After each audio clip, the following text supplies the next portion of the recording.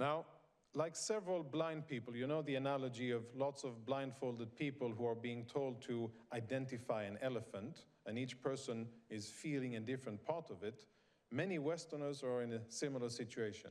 They're willfully blindfolded, and they're struggling to identify and name the object that they're all touching. So let's describe this green elephant in the room. The first and most important thing that we need to do collectively is to listen. It is to listen what they themselves say. It is to listen to the sermons preached in mosques all around the Western world every Friday. It is to listen to what they say in their various outlets, mostly in Arabic and other non-European languages, but occasionally they also let it slip in English-speaking media.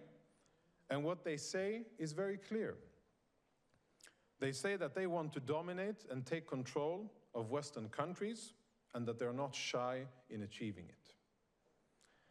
Now, the Muslim Brotherhood was founded in 1928 in Egypt, but since then it has morphed and metastasized into a global network of loosely affiliated organizations. It doesn't have a center of gravity.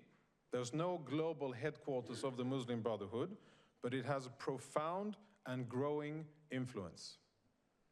Their modus operandi is to take over institutions, organizations, and eventually societies, entire societies, from the bottom up. And they're doing it cleverly without the blatant use of violence or armed jihad. Their approach is a slow and patient approach. They aim to effect generational change through the ballot, not by the bullet. Through the ballot and not by the bullet, in contrast to jihadi terror organizations that we are more familiar with. One of their goals is to implement Sharia law in every country where they have been allowed in.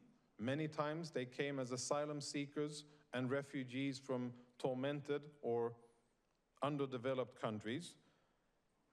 And the goal is Islamist domination over all others in the countries that they came from, the Muslim world and the Middle East, and in the new homes that they have in the West.